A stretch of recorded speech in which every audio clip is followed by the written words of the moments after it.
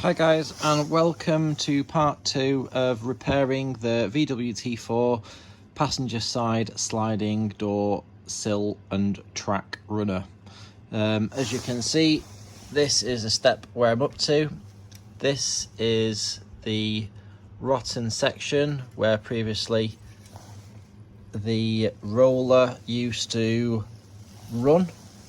You can see how badly it's damaged. These things you cannot buy. You can buy them for the driver's side, but you can't get them for the passenger side. So what I've done so far is I've cut the very bottom piece off full length, and the line that I've taken is this line here, where this gets jointed to this. You can see the plug welds there at the back. So originally the way that it would have been is this would have come down, and then this piece here goes across, then it comes down again, and that's where the other piece, which is that section over there, which you've seen in video 1, where it plug welds onto. So what I'm going to do now is fabricate this new piece here, make a new one of them out of some galvanized sheet steel, and I'm going to make a new plate for that bit and this bit, and then it's going to get welded back on there after all of this has been restored inside there. So this piece has now been thoroughly cleaned up. I've done a couple hours worth of rust removal and rust treatment with wire brushes and sanders and sandpaper. That's looking not too shabby. Then I picked myself up some 3mm thick walled 30 by 30 angle iron, 2 lengths of this. I also had a bit left over from another project. I've got my rubber door seal panel, which has been shaped ready. I've got my bracket which the door sits on. So my idea is to use this angle iron. That is going to get plug welded. So what I'll do is I'll drill through the back of here and then plug weld it to the back of that surface there. That creates that effect, which gives the runner that surface to roll on. The complicated part is this. So I need to carry this angle iron on around here.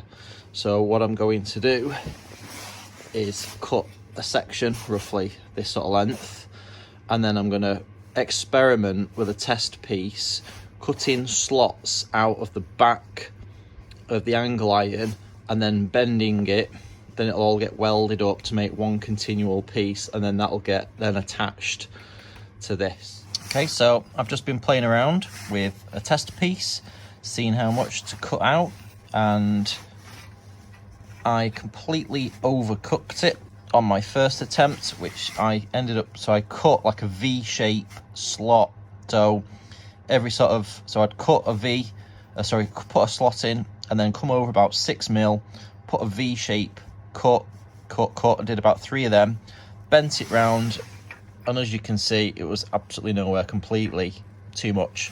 So then I was like, well, let's just do a slot, literally just cut into it without doing any V-shaped cuts, about every 10 centimeters, and bent it, and you can see it's still too much. So then I did a cut every about 25, and it's pretty damn close. So then it's another piece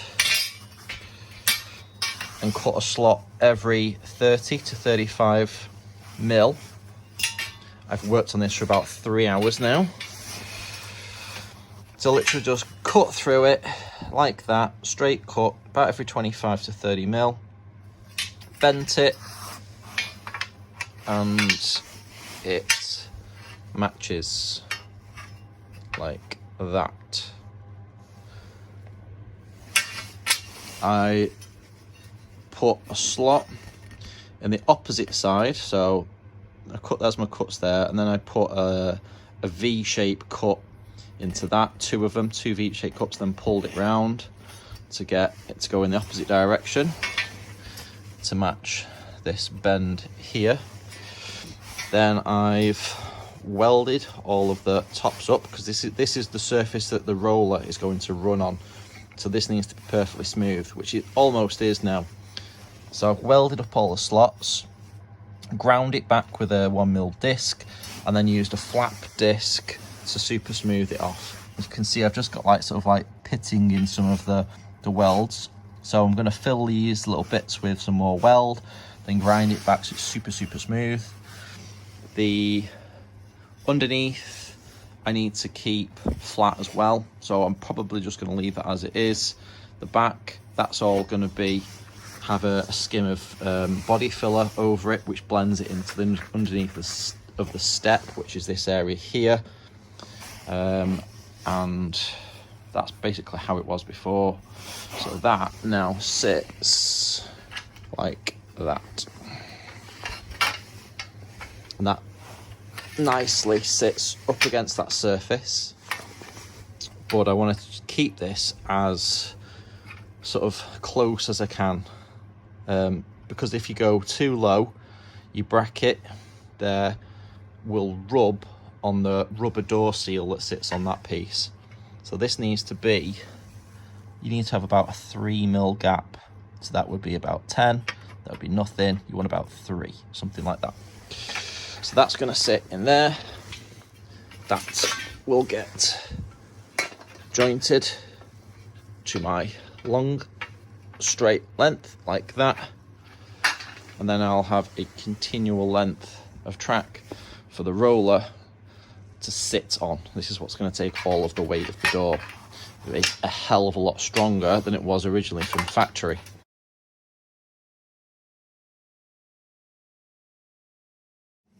So trying to finalise this piece and get it perfect is proving to be an absolute nightmare. I've been on it for hours and hours.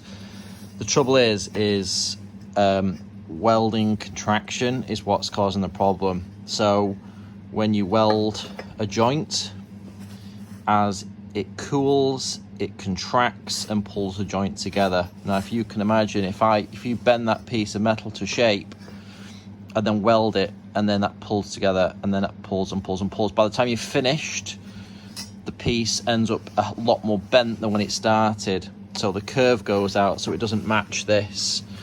And then also, not only does it curve more this way, it can then also end up flexing and curving that way or that way. And when you correct one, it affects something else. So I'm just trying to, I've already done this so many times before with this piece, but re-slice through a joint and then bend it a little bit beyond where it should be, so that when you weld it and it contracts and pulls together, it pulls straight or pulls to the right angle. And trying to get that correct on every single joint is proving to be extremely painful. So I'm happy with this piece, and now the next challenge is getting that jointed to the long straight section nice and straight. So I've now got to put this piece in, and I've got to joint this here, and of course, because of welding contraction, it's going to want to bend up, bend down, bend this, bend that way, and just got to keep trying to get a spot here and a spot there and a spot here, and then really I need a really good weld around it then. But it's going to be a pain, but we'll get there. Jointed, did it first time, very surprised. So that is the track, the bottom section finished. So I've now got a bit that can run on. Happy with that. Solid. And then that sits in there like that. So that's going to get plug welded from the back And then that runner will go that way around in there, and then it runs on that then.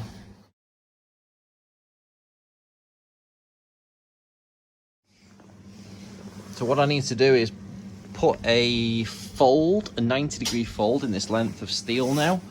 Really could do with a machine that you put it in, a sheet folding metal device, machine type doofer, 2-second job, but instead I have to use just a bloody bench vise.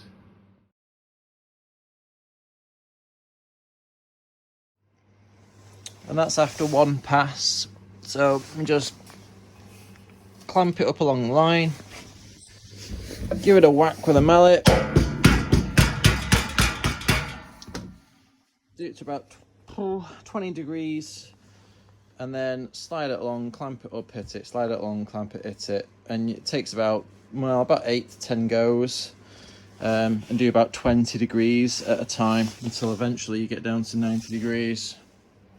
And go on my last pass now. I took 3, so I've got my 90 degrees, working my way along that way now. So there you go. It's quite easily possible to fold long lengths of steel, get it, bend on it like that, whatever angle you want. Nothing more than a simple bench vise and a hammer. It just looks like a machine's done it. The trouble you have is when you're trying to do curves and things, that's where it all gets really difficult. And I am starting to lose track of how this should be, so I'm referring back to my previous videos and looking at what things looked like as they came off the van. But some parts, there's such little left of them, it's hard to suss it out. Things like this, like what on earth should that have looked like? I'm gonna sort of make up my own design and then make it fit the underneath of the van.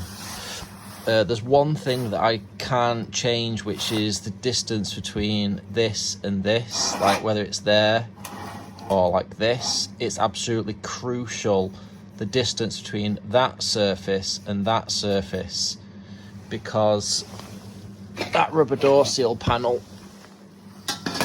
it's for that to go against. And obviously this is the bodywork, that is the bodywork that comes down there and where the rubber seal joins up, so that is absolutely crucial where that sits on the van. That's crucial because that's what the door sits on. This bit has to marry up to that surface here. Now this needs folding up here, and it needs a top piece to replace that bit. So I managed to get that folding same way, just by sticking it in the vise and bending it down and hitting it. So I think it's going to look something like that going up against there. Then I'm gonna cut the excess off now, so I'm gonna cut it level with this top, whip that off. Then looking at this cap that used to be on top here, you can see how there's 2 pieces overlapping. So this piece used to go over, so it would go over that. That bit there would have been this. So I'm going to cut that off and then start making up this top piece. So it would have sat something like that. So I've cut this piece out to match that, and I've left myself some excess down here to put this fold in. And obviously we need that material there as well, which is for over here. So I'm going to put this, it's got a fold in it like that, so I'm going to try and create that in there now. So I'm going to go for attaching this rail to here now. So I've drilled through with an 8mm bit all the way down its full length, every sort of couple of inches apart. And then I've sprayed up the inside with some weld through primer, as well as the back of this as well. So I'm going to clamp that together now and then get that welded together. And that's those holes now plug welded up. Nice and hot, nice pools of hot molten metal in there. Just on a side note, I've realised something about this. I've not used it yet, but in a previous video I said about drilling like a 2mm hole right through, and you don't, because I was having a look at this and I saw there's like a little flat spot stamped into them, and I wondered why that was, and then I was curious and I've realised, look, there's something in there, and surely enough it's sprung loaded. So it looks like you would just put that up against your weld, push down, and then that's gonna keep it centered then to be able to cut it out.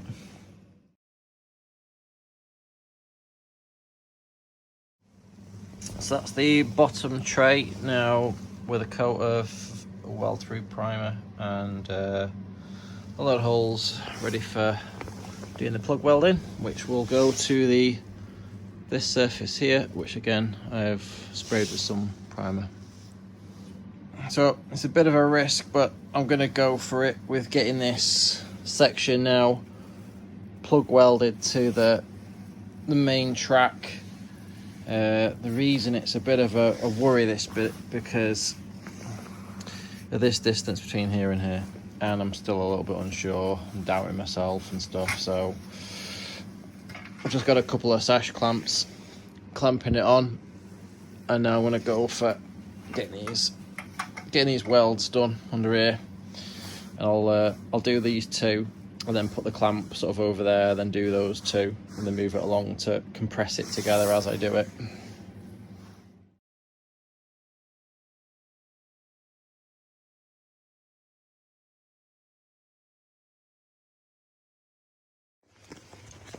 I've made a massive blunder.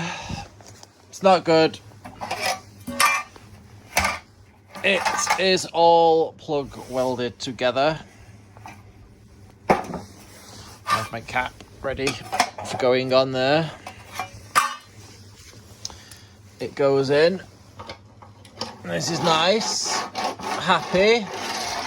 And then there is a 1mm distance between the bracket here and this whole surface, between here and here. It's a mill. It's gonna scrape. And now looking back at some pictures of what this used to look like, it's difficult to see because it was so rusty. But this dropped down. See that edge there? It drops down a couple mil. So that is lower. That from there is all lower to give room. So that, why this bracket is designed like this, I don't know. I don't know why the bottom of this couldn't just be the same as the top. It doesn't really make any sense. The other option is to modify this bracket. But what I'm gonna do is now I need to cut this and down here, and then lower this down, and then put a piece in and then weld it from the back, so that whole section there is sitting lower down. Okay, so I've done about as much as I can do with welding this up. It does look a bit horrendous, but what I'm going to do is use seam sealant. So I've made this lip purposely a little bit tall, so I've got a corner that I can seam seal into there around, and also on the inside to marry all of this metalwork up. I'll do the same also there on the inside, so that's all watertight, so water can't get down inside any of these joints. I'll do some inside here, and I'm going to get it in this gap on this join here, so water can't get between these two pieces. That piece now, the runner, has got clearance, so that no chance that I'm gonna catch on that now, taking the paint off and causing this to rust out. Okay, I'm going to call that pretty much done now for stage 2, which was the fabrication of this part. It's all ready for fitting back inside the van. There's a few little finishing touches inside here that I can do after with spray paint and things. If anybody does know how you're meant to go about spraying the inside of this track, especially down inside this area in there, and also, you know, once it's fitted to the step, this is going to get plug welded to the step, so there's no point in spraying all of this in here now because it will just burn it off. So does anyone know what's the best way of spraying the inside of that? The bracket fits in there and it runs. It's nice, got all the clearance, nice and smooth, so I'm happy with that. Stage 3, getting it back in the van and doing some repairs underneath, welding up all those holes.